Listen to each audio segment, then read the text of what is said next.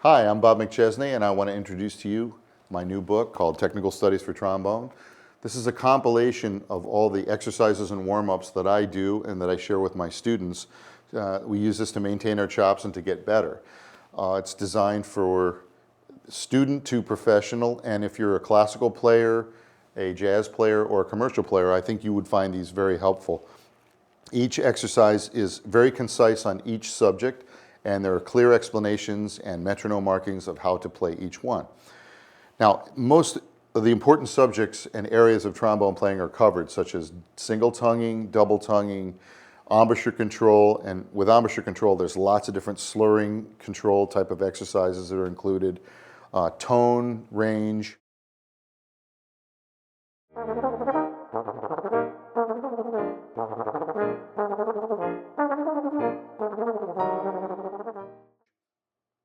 Most of these things are covered, and there's also discussions in the book on certain subjects. Like, for example, I get asked about fast playing a lot. What do I do to play fast? How do I think about it? Well, I like to tell students that one of the most important things with fast playing is not to transfer motion from the slide to the embouchure or do anything that upsets the smooth legato sound. When we play faster, we don't hear the pitch as much as we actually hear the smoothness being disrupted.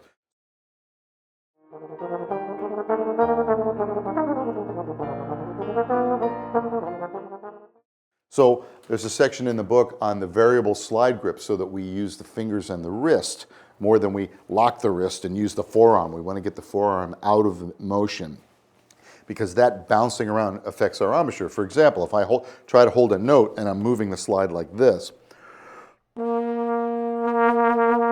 it can be disruptive to the smooth legato sound that we're trying to get. So the idea is by opening the fingers, and you won't have to use the forearm as much.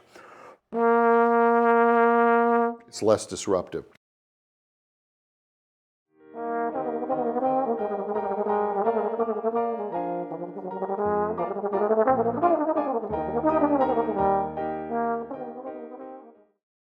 The other aspect of fast playing that we want to keep in mind is when the note durations are so short, when we're going really fast, we don't really hear the pitch that well, but we would hear a disruption in the sound. So I have this parlor trick where I can actually demonstrate that the pitch is not as important as the smoothness. So what I do is play an ascending scale, and I won't move the slide after a certain point, and it will still sound fairly similar as to when I did move the slide. So I'll start with an A-flat major scale.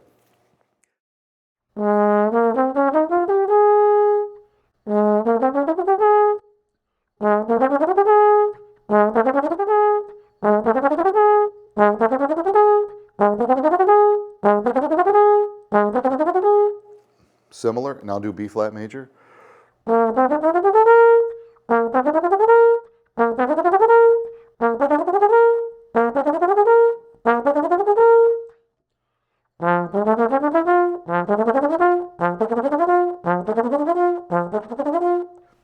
So you can see that while pitch is important, it's more important to be smooth than to be moving the forearm so much, and you want to have smooth articulation such as in doodle tonguing.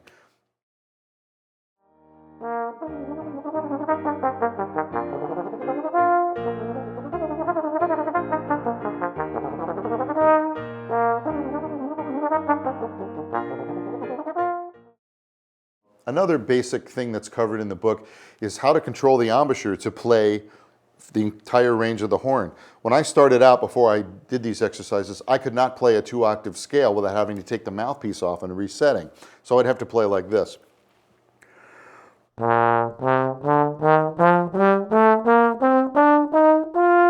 Reset.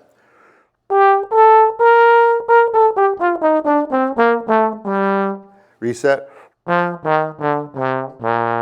But through the practice of these kind of exercises, you get control over the entire instrument. So now I can play.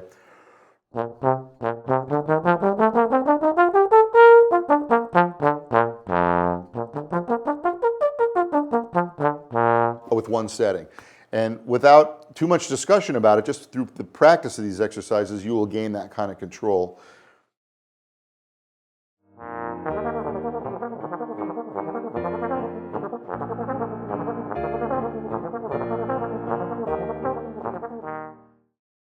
In addition to these basic kind of exercises, there's also a whole section on doodle tonguing. And instead of having all the exercises that are in my doodle tongue book, this gives like a little overview of each aspect of doodle tonguing, so you can use it as a reference if you're wondering how something is tongued. You flip open, oh yeah, when I have 2 downward partial changes, here's what you would do. So there's a whole section on that.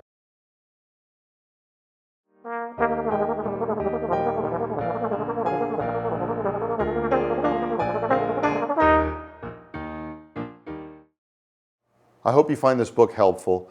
It's 55 pages long, and there are 9 pages at the back of blank manuscript for making your own notations. It's spiral bound, so it'll lay flat on the music stand, and I appreciate you taking the time to watch this video. I'm going to go back to practicing now.